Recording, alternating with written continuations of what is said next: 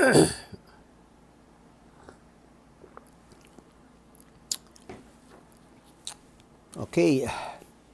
kombangwa. Good evening. Magandang gabi sa inyong lahat. Mga subscribers ko, mga followers on YouTube, no? Chaijiichan or 3-in-1 language level up. And or JapaFilAm. Okay? For those of you who don't know me yet, this is an advocacy that I'm doing. I created this blog, this channel, because of my advocacy to promote the Japanese language, English, American English, no? And then also Filipino. Okay, so those 3-in-1 language here in the Philippines, as well as in other Philippine communities overseas. Okay, so the third language might be the language of that country where the Filipino community is. In any case, that's the advocacy, to learn 3 languages, including the language, the third language, in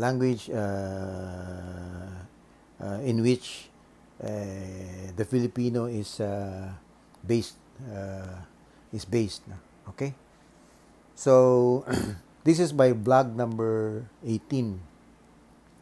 In the previous vlog, I talked about the topic, how I became a professional interpreter from zero knowledge, no?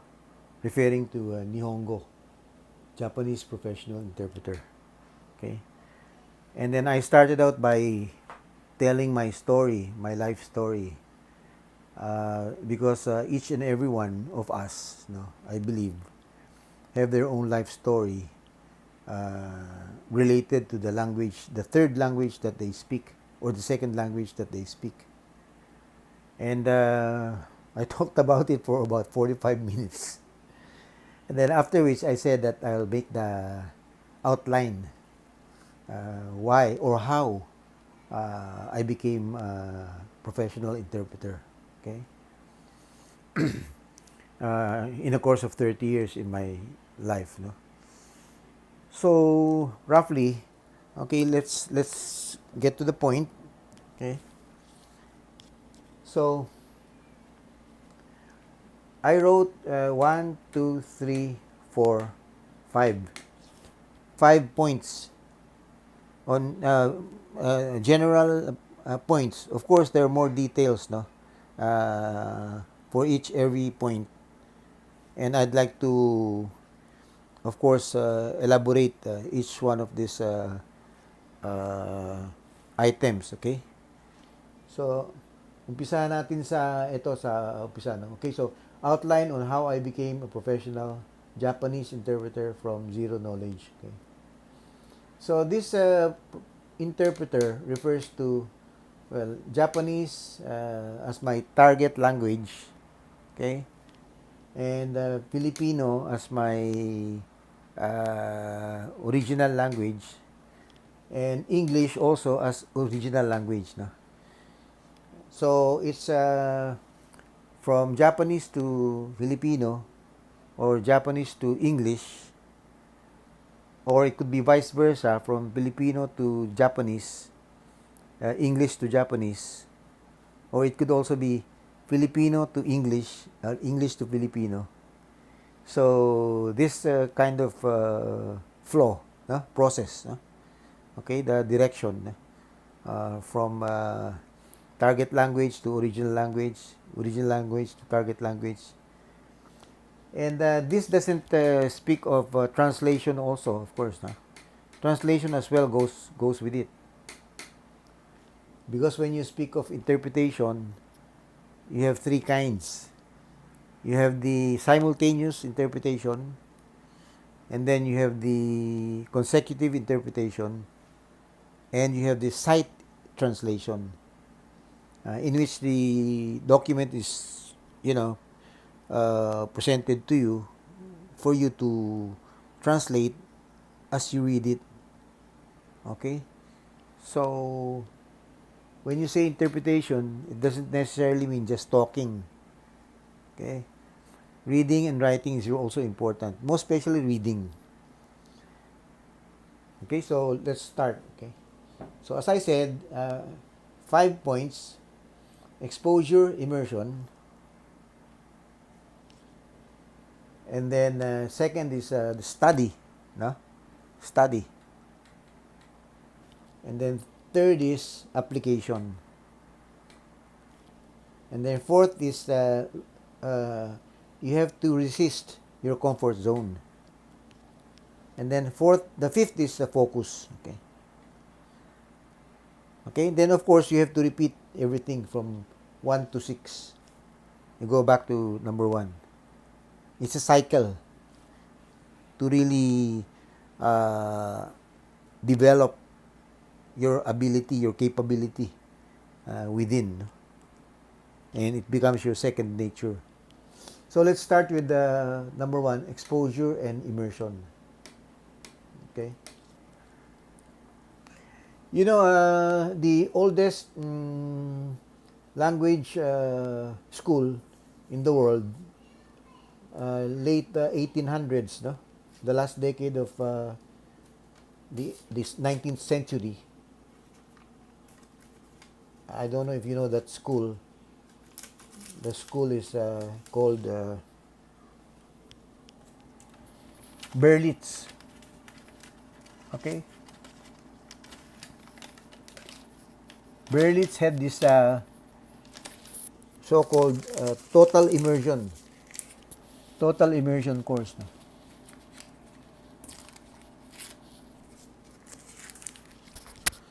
Okay. Berlitz, total immersion.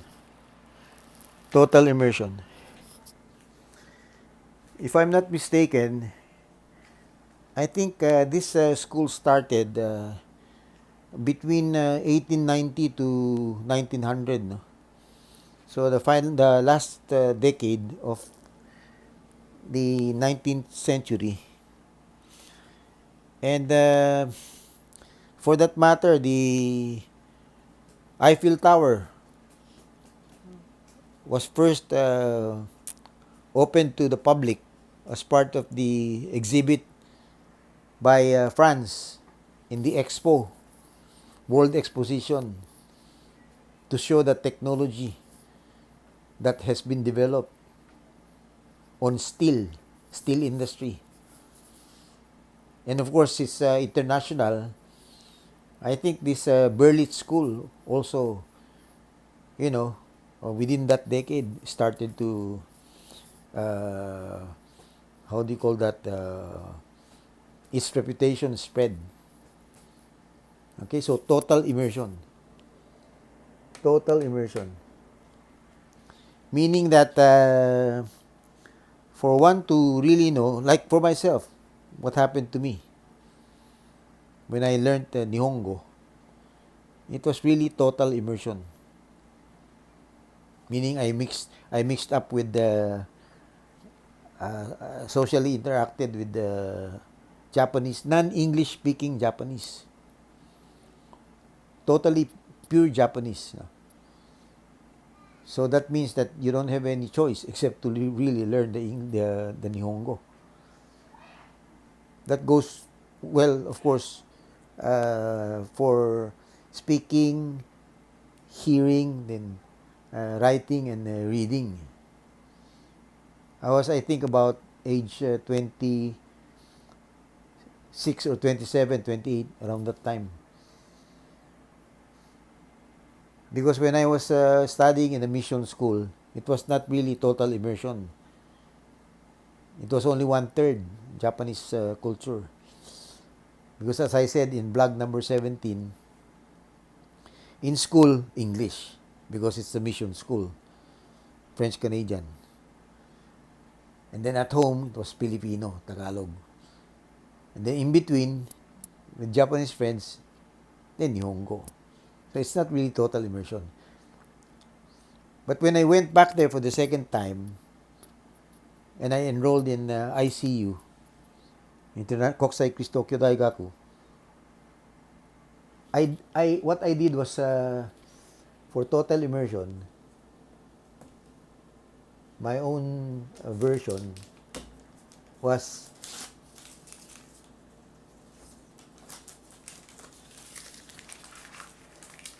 I bought a transistor radio, pocket transistor radio, no? Pocket type. And then, with an earplug. And then during my waking hours, from the time I woke up to the time I sleep, before sleeping, I had it plugged in my ears. It's all a Japanese radio station. That's total immersion. Even though I didn't understand what I was hearing, no? I didn't understand it 100%. But I was able to absorb the Japanese tone, the intonation, the inflection, pronunciation, the timing, the how to pause, and how, I unconsciously, subliminally, I was able to absorb it. That was a form of total immersion. Transistor radio, earplug, waking hours. Deliberate. Because I wanted to immerse myself based on this principle of Berlitz, total immersion. And I'm sure that contributed to my being a professional interpreter after a time. Kasi, actually, the basic principle in learning a language is imitation eh. Gaya-gaya ka dapat eh. Gagayahin mo. Gayahin mo yung mga in target language. 'Di ba? Kung kunyari Japanese sila, paano sila paano sila magsalita? Paano sila matuwa? Paano sila malungkot? Ano yung sinasabi nila? Paano sila mag-greet, 'di ba? Napakasimple. Gagayahin mo lang sila eh. It's just like your English, your Tagalog, your Bisaya, di ba? Ginagaya mo lang yung nung maliit ka, ginagaya mo yung mga adults. And then yung mga napapanood mo sa TV o sa movie, lahat ng naririnig mo, ginagaya mo. Yung writing mo rin, ginagaya mo. It's very simple eh. So it's really total immersion. You see, you don't have to be a rocket scientist to understand that eh. But the only difference is you do it deliberately. Talaga may intention ka na gagawin mo siya. So that's number 1. Exposure and immersion. Exposure and immersion. You have to expose yourself to that kind of environment. You have to immerse yourself. Parang sa swimming pool, dive ka dun. Hindi pwedeng nasa tabi ka lang ng swimming pool, you're just watching the water. Gaganong-ganong ka, theory. You dive into it. Get inside. Jump. And become like one of them. Ganun yun. Hindi pwede yung, ayoko niyang ofuro na yan. Bathhouse, hindi ko. Paano ka matututo niyan? Talong ka doon sa bathtub. Bathhouse pala. Nung panahon namin wala pa mga yung ofuro sa loob ng bawat bahay. Dati public bathhouse. Sento tawag, sento. Babayad ka and then yun. Dala mo yung yung tuwalya mo, etc. Yung palanggana mo. I mean, total immersion. Hindi lang language, kundi culture. Kasi may expression in Japanese yung kotoba language, no? Bunka, des. Bunka means culture. So language is culture. And then binaliktad. bunka wa kotoba desu. Yung culture ay language. So, magkasama yan. Tapos sasabihin mo, ay, ayoko niya, hilaw. Hindi ako kumakain ng sushi, sashimi. Eh, paano mo matututunan? Paano mo malalaman yung feeling ng Japanese when eating sushi? Sarap. Yung maguro, yung tuna. Galing sa tuna, karamihan. Galing sa ginseng, dyan sa atin. You see what I mean? So, yung feeling. How will you understand the feeling kung di mo gagawin yun? Tumikim ka ng sashimi, sushi. Di ba? So, you have to be, alam mo, in exposure and immersion, you have to be like a sponge. Don't be like a hard rock. Yung bato. Pag bato, wala ka ma-absorb eh. Paano ka mag-absorb? Tigas-tigas mo. Magiging sponge. You take in everything. Deliberately. Kasi gusto mo maging interpreter eh. Kaya ang interpretation, hindi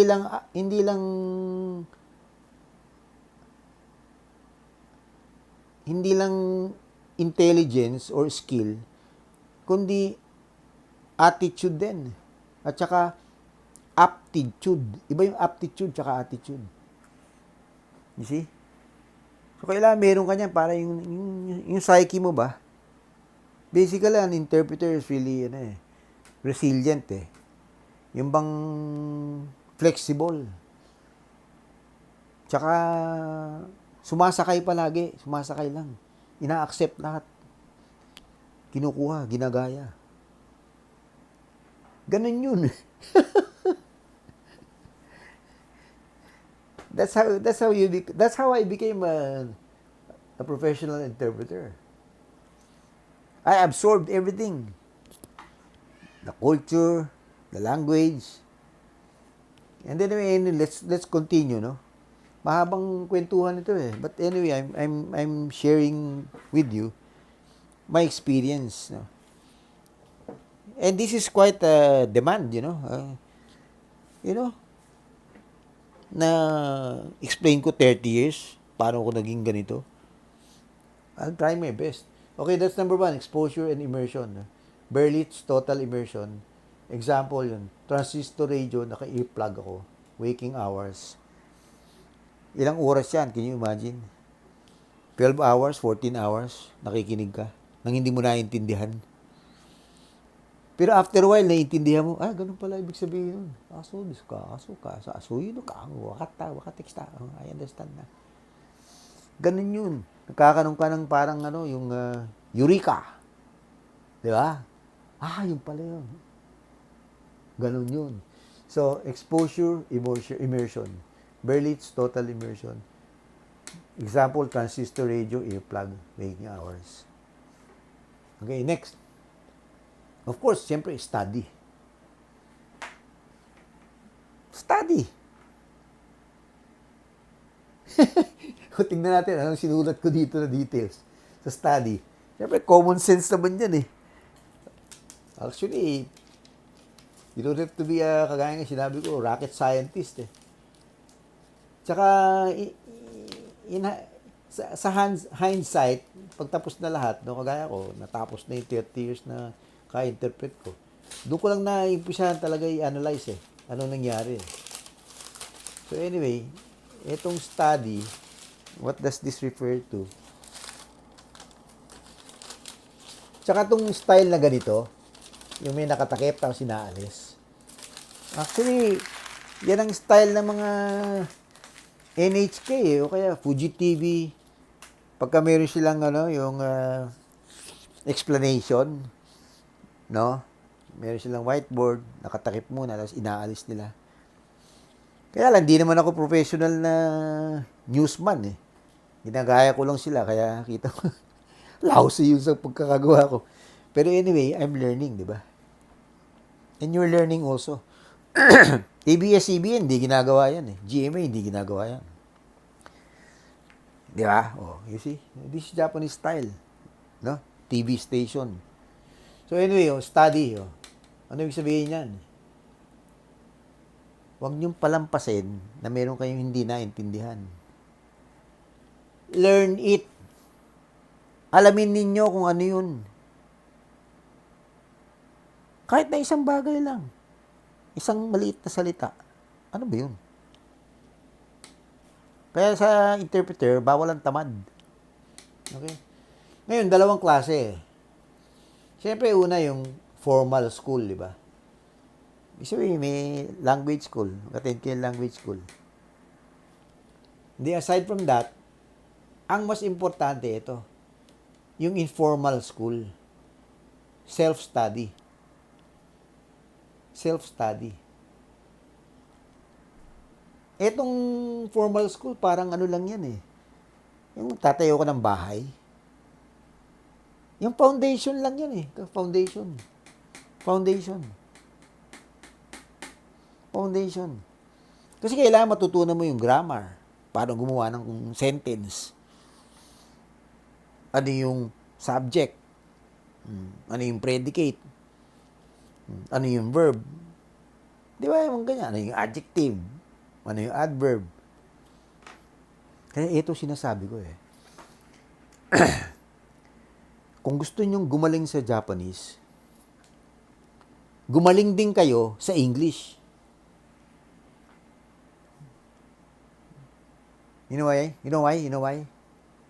Because nihongo is taught using English as medium of instruction.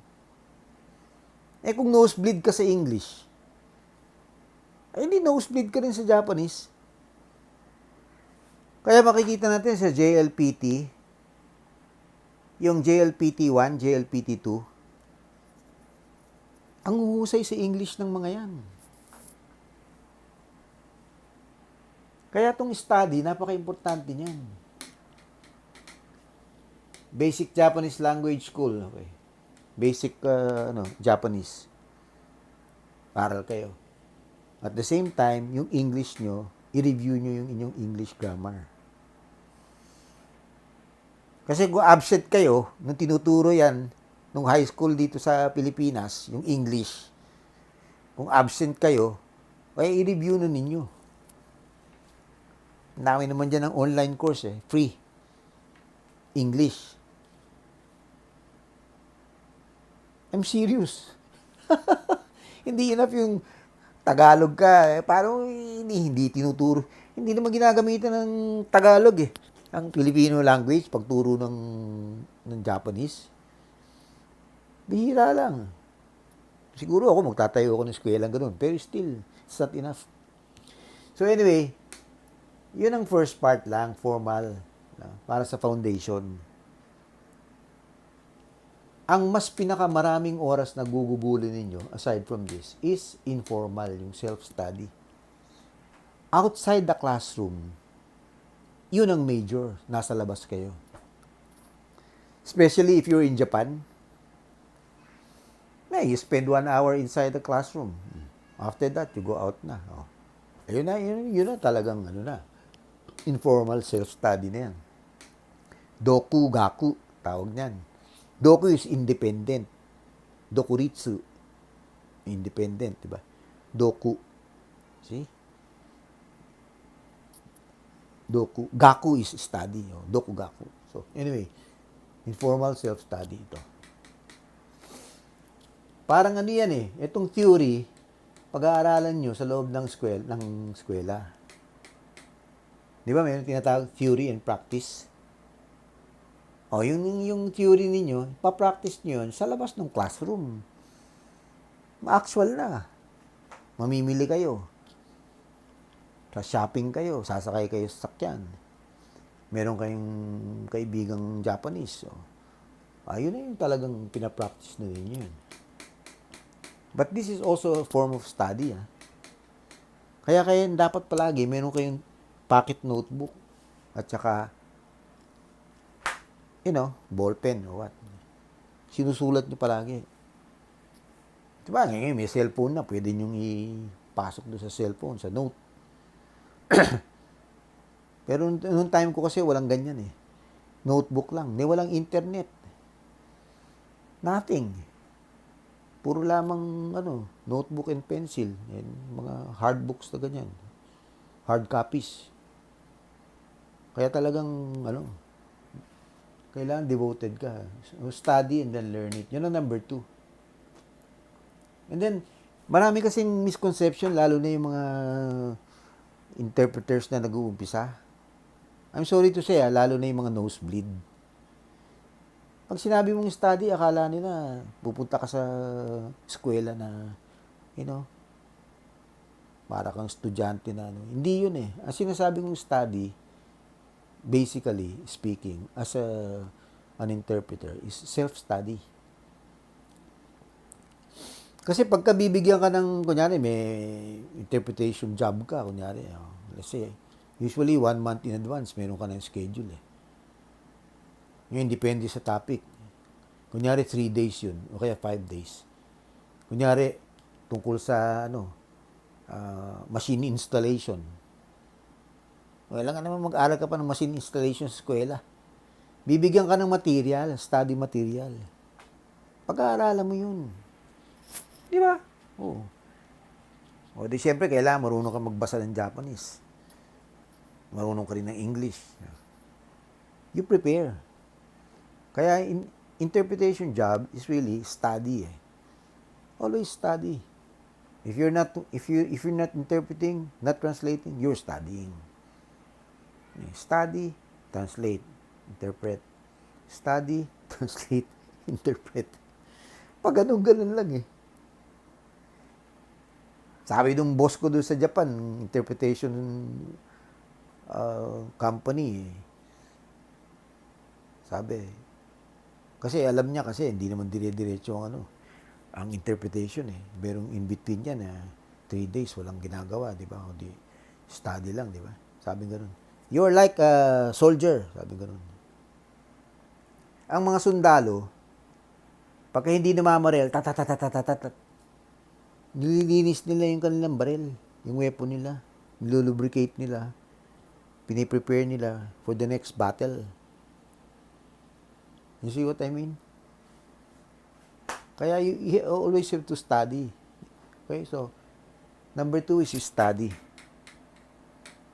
and learn always, especially the next project, next topic. And the third is application. Application is practice eh. Ibig sabihin, yung i-apply mo. Apply yung natutunan. Gamitin. Kasi unless you use it, you will lose it. Kung di mo gamitin yung natutunan mo, makakalimutan mo, mawawala. Iba yung head knowledge eh. Dito lang. Iba yung muscle memory. Nasasabi mo, na-express mo. Tapos yung eye memory, nababasa mo. Tapos hand memory, nasusulat mo o na-computer mo. Ganyan yan. Skill kasi yan eh. Ang language is a skill. Interpretation is a skill. You have to apply it. Parang muscle, bodybuilding. Di ba? Hindi naman pwedeng babasahin mo lang yung muscle magazine. Oh, laki ng katawan, galing mga exercise. Ilang repetition, ganyan. Lalaki yung biceps mo. You have to do it eh. Ganun yun. Dakara. Ang tawag sa Japanese, oyo. Application, oyo. Oyo, application. Okay, so, that's why yung sa aking 3-in-1 language level up, meron akong chatroom every Saturday, 4 p.m. Facebook Messenger, 4 p.m. Bali, 6 lang kami, 6. Hindi pwedeng marami eh. Chatroom eh. Kung niya, 1 hour. 6 kayo. Hindi 10 minutes lang bawat isa. Pero everybody needs a chatroom. So you can practice talking, speaking, no? Ganun. Kasi unless you speak, you will never become a conversant. Kung puro ka lamang utak, ano, pasado ka sa JLPT N2, N1, pero hindi ka marunong magsalita. Useless eh. Di ba? Ganun yun eh. So, application. Ngayon, dito sa application, meron pala nakasulat dito, nakakalimutan kong alisin. O, ito. Ito nakasulat dyan. Ito. Dali. Ito. Okay. Ito, maganda to. Maganda. Ito, based on my experience, mga nakasulat dito, Ito, hindi ko to nabasa sa kung saan libro ng mga university. Hindi. Sa university, gakkay, no? Ang daming matututunan, puro theories. Puro theory lang, di ba? Mga language principles, mga linguistic, etc.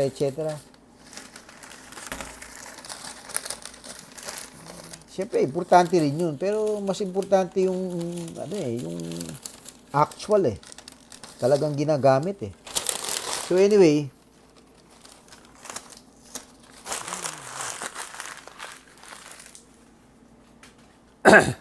tignan natin nakasulat dito.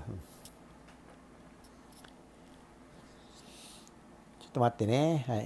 Chosei shimasu. Chosei means adjust. I-adjust ko. Chosei shimasu. Okay. So, ito, application. Okay. Ibig sabihin yan, yung natutunan natin, i-apply natin. Use it. Gamitin. Yan, gamitin. Common sense, gamitin. Ano yung gamitin? Maneru. To copy. Kopyahin, gayahin. Kunyari, gusto mo mag-aaral ng Mandarin. Di gayahin mo yung mga Chinese na Mandarin. Paano nila ina-apply, ginagamit, nagsasalita. Kung Japanese, kung nihongo, Japanese, gayahin nyo. Yan, maneru. To copy. Kopyahin. To imitate. To mimic. Di ba? Mimic. Yung vlog number 1 ko, di ba meron akong sinasabi doon yung shadowing. Shadowing is copying Yan nagsasalitang Japanese. Native Japanese So ginagaya mo yun. Sa mind mo o kaya sa tahimik sinasabi mo. Di ba? Ginagamit mo yung pause niya, yung timing, yung modulation ng voice. Di ba? Pati yung mannerism. Ako, observant ako sa ganyan dahil even yung kabaliktaran yung mga Japanese na nag-aaral ng English.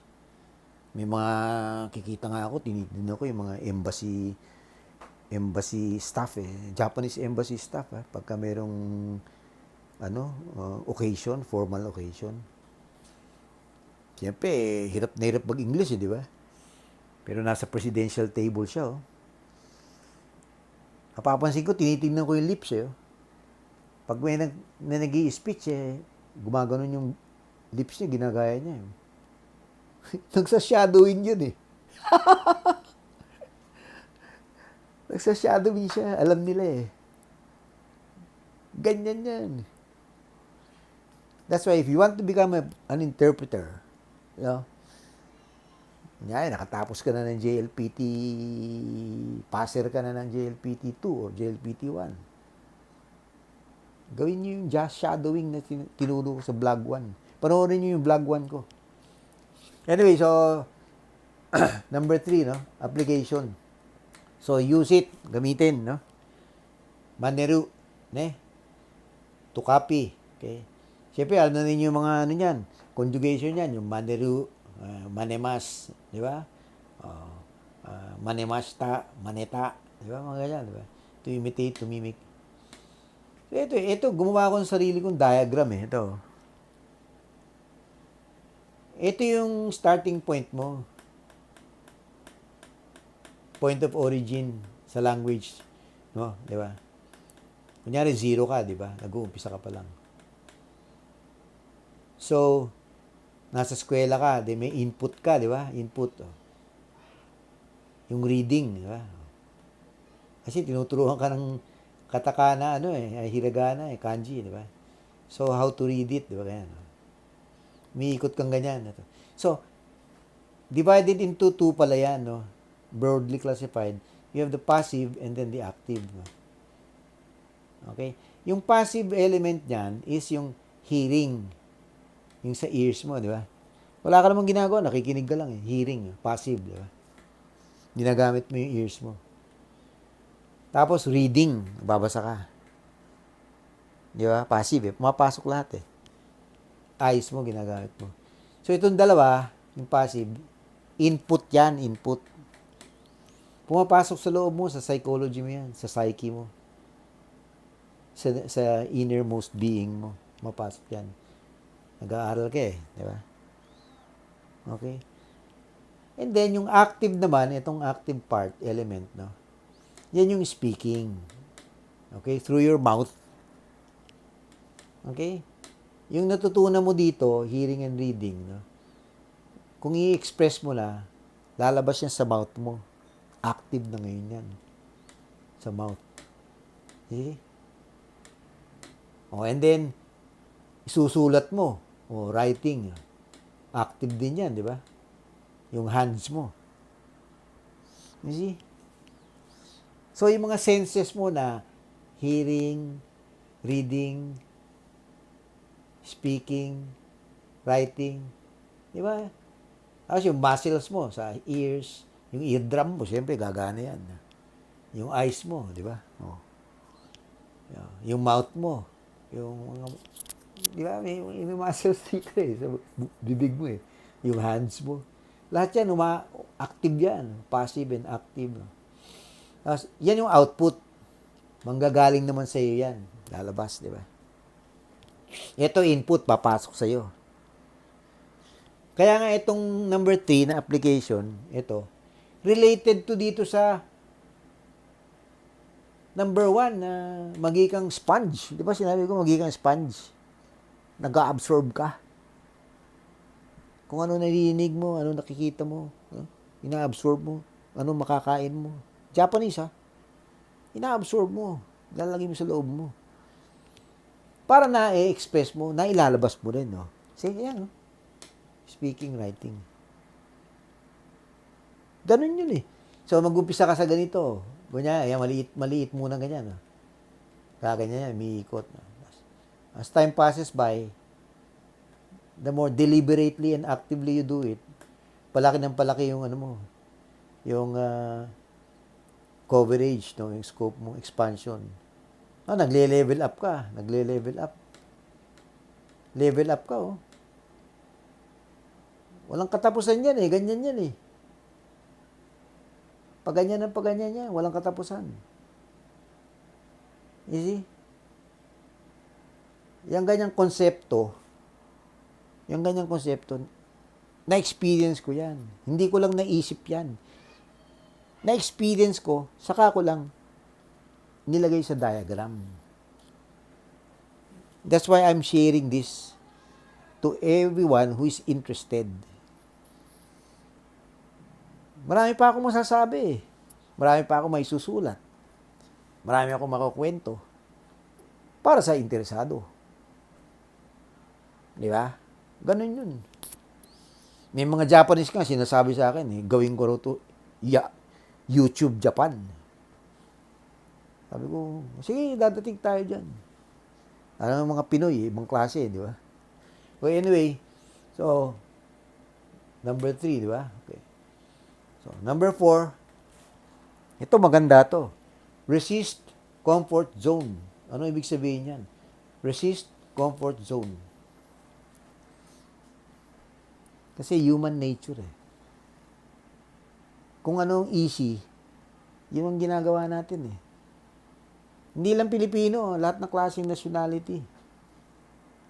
Kung saan madali, doon pupunta eh. Example hindi, ito Buksan na natin itong sinulat ko dito. Hindi ko na maalala kung ano to eh. Ayan o, ayan o. Okay to, okay.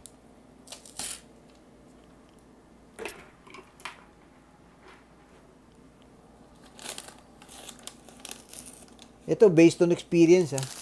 Again, lahat na nakasulat dito, puro experience. Hindi ko binasa sa mga theoretical, mga linguistic readings or writings siya, na mga essays, hindi ha. Number 4 tayo. Resist comfort zone. Okay? Example, local newspaper. Okay? Imbis na local newspaper, kunyari, nasa, nasa isang, I don't know, nasa restaurant ka, o nasa isang company ka, waiting room, no? O kaya nasa eskwela ka, nasa canteen. Dito, sa kaliwa mo, may mga Japanese newspapers. Dito naman sa kanan mo, may mga, sa isang table, mga English newspapers, o kaya Tagalog, di ba? Pilipino ka. Saan ka pupunta? Siyempre, punta ka doon sa Tagalog, saka sa English, di ba? Ganun yun eh. Pero ako, nung nasa Japan ako, nung bumalik ako for a second time to study intensive Japanese, no, research student, niresist ko yung comfort zone ko. Nilabanan ko yung instinct. Punta ako doon sa Japanese newspapers.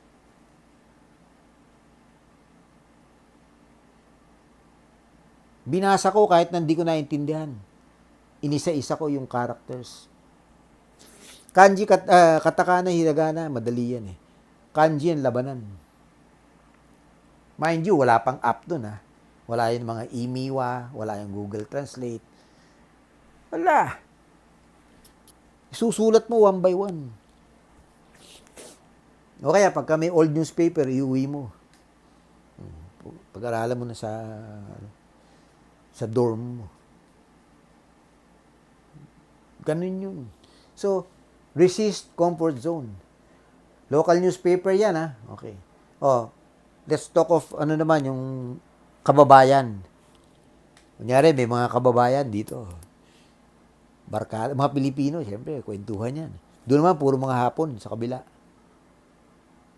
Ha? Mga kaklase mo. Oh. Anong comfort zone? Punta ka doon sa puro Tagalog, kwentuhan. Di ba? Chismisan, di ba? Pero kung gusto mo talaga matuto, mag-level up, punta ka doon sa mga Japanese classmates mo. Kahit na balubaluktot yung Japanese mo, pilitin mo. Ang dami mong matututunan doon. Dito sa kababayan, wala kang matututunan. Yan ang sinasabi ko. Resist comfort zone. Diba? Go Japanese. Go Japanese. Total, bihira lang naman yung time na mangyayari sa yan eh. Bakit? Might as well snatch it. Eh. Grab it, di ba? Sayang yung time eh. Yung chance. Yan ang tinatawag ng opportunity. Hindi katulad ng mga network marketing, MLM, opportunity. Anyway, I'm sorry, no? Of course, nag-network marketing din ako dati, di ba? Okay din yan. So anyway, resist comfort zone. Okay? Yan ang number 4. And then number 5, focus. Ito, maganda itong focus.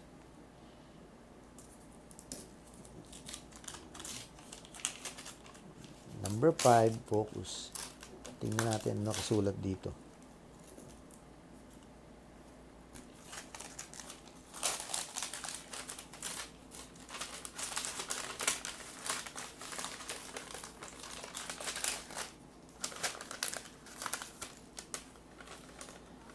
Chotomate ne.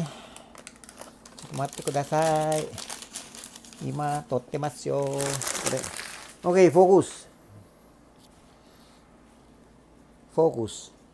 Ibig sabihin ng focus pala, ito, natutunan ko to kay doon sa isang mentor ko mentor sa YouTube. Ang sabi ng focus daw, yung F, focus, di ba? Tapos yung O, one. Okay, focus one. Tapos yung C, course. Okay, focus on one course. Tapos U, until. Okay? And then S, success. Okay? So, focus on one course until success. Okay? Mag-focus kayo sa isang course, isang linya lang, no? Hanggang sa mag-succeed kayo. Yan yun. Yan yung sinabi ko sa vlog number 17. Nung natauhan na ako, I was age 26 yata noon, o 25 o 26, I don't know. Tagal na 71 na ako ngayon So anyway, sabi ko noon, mga Pilipino, puro mga US, England, Australia, New Zealand, doon na pupuntahan lahat. Sabi ko, ano kaya? Sa Japan kaya ako? Para maging akong Pilipino na pinakamahusay na Pilipino sa nihongo. Nag-focus ako. Puro yun lang. Hanggang ngayon, yun ang ginagawa ko Wala akong magawa Kaya, marami. Japan, lumabas ako sa TV sa Japan. One of these days, sa vlog, papakita ko yun. In-interview ko sa Japanese TV. Anyway, to get back to the, number 5. Ito, nakalagay. Sembetsu. Japanese word yan, sembetsu. Ibig sabihin,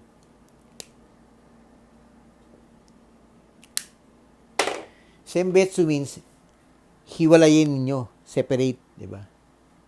Sembetsu. Etong sen, onyomi yan ng erabu, to choose, to select. Di ba sa Japanese reading ng kanji, merong onyomi, tapos merong kunyomi. O ito yung onyomi, sen. Ang kunyomi niyan, erabu, to choose. So, sembetsu. Betsu is, di ba yung betsu, yung separate, di ba? Betsu tayo, ibig sabihin, kanya-kanya tayo. Betsu, hiwa-hiwalay. Betsu. Anyway, itong betsu, rin yan? Onyomi rin yan. Okay? Yung kunyomi niyan, yung wakareru, yung to separate. So anyway, sembetsu means to distinguish, alamin kung ano yung needed, ano yung kailangan, at saka ano yung hindi kailangan. Okay? Ihiwalay. Yan, sa Japanese na quality control, yan Doon sa yung sa series Seiton, yung 5S, yung housekeeping, kung may lilinisin kayo, alamin niyo kung ano yung kailangan, tsaka hindi kailangan. Ihiwalay niyo sila. So, ang matitira yung kailangan lang. Di ba? Yun. Doon kayo mag-focus. Sa time, money, and effort, i-apply niyo yung sembetsu. Ganun yan. Ito yung focus, ibig sabihin. Japanese focus. Hindi ibig sabihin doon yung lumalaki mata mo, nakatingin ka lang na gano'n. Hindi ganun yun. Hindi focus yun. May science yan sa focus So anyway, and then next is, gawin ninyo yung semaku, fukaku. Okay? Hindi yung hiroku, asaku. Ito, natutunan nyo sa JLPT 1, JLPT 5, 4 and 3. Yung semai. Di ba, semai means narrow? Yung adjective, di ba, semai? Narrow. Yung semaku, kasi yung adjective ending in I, pag nilagyan mo ng KU, nagiging adverb, di ba? Ito. So, narrowly. Di ba? Makitid, di ba? Makitid. Semai, semaku. Ito naman, fukai. Malalim, di ba? Fukaku, deeply, di ba? Sa English, lagi mo yung ly, li. Nagiging adverb. Fukaku. Semaku, fukaku. Ibig sabihin yan, ang gagawin natin, no? Semaku, fukaku. Ibig sabihin, narrow, kaya lang malalim. Narrow at saka malalim. Makitid, kaya lang malalim. No? Wag daw, hiroku, asaku. Yung hiroku is from hiroi. Di ba yung wide? Di ba? Wide. Yung malapad, malawak, di ba? Yung so pag namin hiroku, widely, di ba? Talagang malapad na ganyan, di ba? And then asaku. Kaya lang asai means shallow, mababaw. Di ba? Malapad nga, oh. Kaya lang ang babaw. Jack of all trades, di ba? Master of none. So, ang sabi dito, ang gawin daw natin, ang ibig sabihin ng focus is makitid, narrow, kaya lang deep, specialized talaga. Hindi wide, shallow naman, ang babaw. Di ba? Paano ka mag-specialize niyan? Parang kagaya ka ng kahit na sino. Ang daming alam pero babaw. Ito, siya lang ang alam, kaya lang, ang lalim. Specialista. Ganun yun. So anyway, ito related din to sa Japanese na yung yung tinatawag na ipponmichi. Ibig sabihin, one road. Ippon is one. From ichi. Tapos pon, di ba? Kasi ang road kasi pon eh. Yung, di ba, yung hong. Yung counter sa Japanese sa nihongo, di ba? Yung ippon, nihong, sambong, yonghong, gohong, roppong. Di ba ganun, di ba? So, ipponmichi, one road. Isang road lang, tatahakin mo, dire-diretso. Buong buhay mo. So, nakikilala ka ngayon doon dahil yun lang yung ginagawa mo eh. Pagka merong nagsabi, sino ba mahusay mag-ano? Ay, si ano? Walang ginagawa yan, kundi yun lang. Di ba? Ipponmichi ka. Semaku, fukaku. Hindi, hiroku, asaku. Wag yun.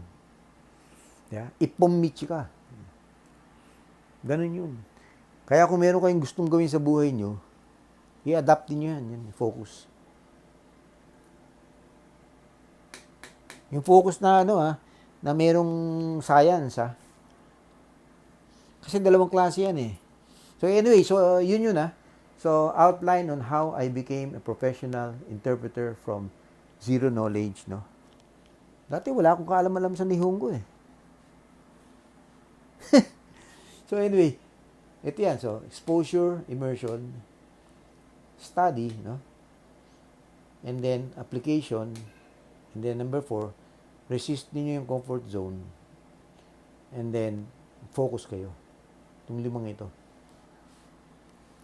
Okay, so yan ang masasabi ko. Of course, mas marami pa, pero yan ang pinaka in general, no? In general. Vlog 18 tayo ngayon. Vlog 18. So I hope you found something of value to you, which can make you level up sa language ninyo. Sa ngayon kasi, yun nga, nihongo, ego, and then Filipingo. Konomitsu. Ito, tatlong ito. You can apply that to, well, it depends eh. Like Mandarin is the next language boom daw eh. I know eh. Because even the Japanese are studying Mandarin. So anyway, make sure to ask me specific questions, no? Para I can help you more. Doon sa comment section natin, magtanong kayo. Even JLPT N5, N4, N3, N2, N1, and then interpretation, anything about language, basta nihongo. Ego, and then Tagalog. Yung applied, hindi yung academic. Kasi academic, ano yan eh, mag-online kayo, alamin ninyo, di ba? Basahin ninyo. Pero what really will make a difference in your life is really application. You know? For example, nung ma-employ kayo sa isang Japanese company, tapos magi kayong in-house interpreter. Di ba?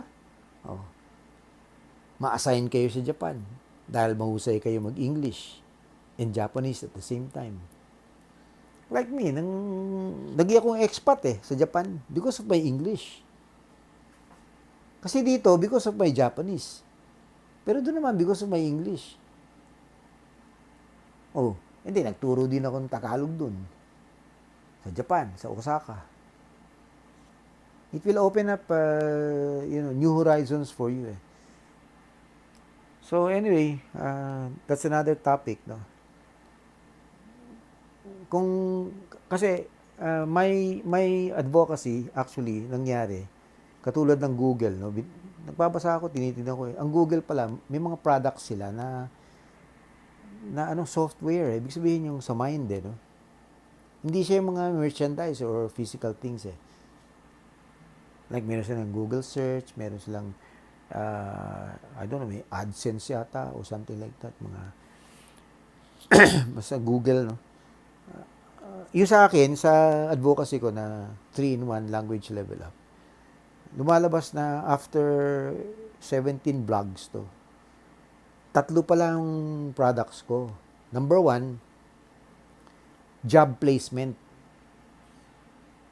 Kasi those who are fluent in Japanese, read and write, etc. Japanese companies, they ask me, "Chai-san, ちょっと紹介してよ。誰かうまいフィリピン人." So, ini-interview nila. First, ini-interview ko, telephone interview. And then, pagka nakita ko ang qualification, kasi nakikita ko sa pag-chat saka sa speaking. No? So, yun, meron akong job placement. And then, number 2, na service ko, product pala, service, I don't know, whichever you call it. No? Chatroom. May chatroom ako every Saturday, 4 p.m. For Japanese learners, di ba? Sa ngayon, puro Japanese pero in the future, Pilipino para naman sa mga Japanese. Kasi may mga Japanese na nagsasabi sa akin "Chai-san, choto, yareyo, yarimashou yo." Gumagano sa akin. Pero anyway, sa chatroom, meron ko. Kahit na JLPT N5 ka, N4, N3, N2. Ang problema kasi sa atin dito, walang makausap yung mga estudyante. Doon sa chatroom ko, puro Japanese speaking lahat Ngayon, nagtatagalog ako ngayon kasi siyempre mga Pilipino nakikinig sa akin. Pero kung Japanese siya, siyempre, tozen da. Mochiro, nihongo ni kirikaite yarimasu yo. So, ganun yun, no? So, job placement, and then, chat room. Tapos yung third is consultation. Q&A, question and answer. You can ask me anything about nihongo, interpretation, translation, teaching. No? Kasi nagturo din ako before. Wala pa yung Marugoto wala pa yung mga Mindanao Nihongo. Dito kami sa JICC, ganyan. Hindi ako nagturo dun. Pero naging akong judge sa Bendon Taikai, Nihongo Bendon Taikai. Nasa Taft Avenue pa ang JICC dun Tapos lumipat sa Jupiter Street. Anyway, yun, so I have three products or services I can offer for free. For free. No? Kasi this is my advocacy. Okay, so I hope you watch all the vlogs. No? Right now, my vlogs are lousy. Kasi I'm not a vlogger. I just have a message. That's all. I just want to share. Marami kang mga nagpa-vlog. Wala namang message, di ba? Puro namang entertainment that's another topic. But anyway, so that's it. As promised, yaksokudori, as promised, no? Ito na, in-outline ko na, di ba? So, outline on how I became a professional interpreter from zero knowledge, okay? So, itong 5 of this, okay? So, if you found something useful here, then please subscribe, and then like, and then share, and then comment, okay? So, I can make more vlogs for you. And also, please do comment, no? And ask me specific questions. Magtanong kayo. Huwag kayo mahihiya dahil nadaanan ko na lahat yung dinadaanan ninyo eh. Okay? Diyan eh. Kung hindi, stage mas. Hanggang dito lang. Bye-bye. Good night. Have a nice holiday. Bye-bye. Happy New Year.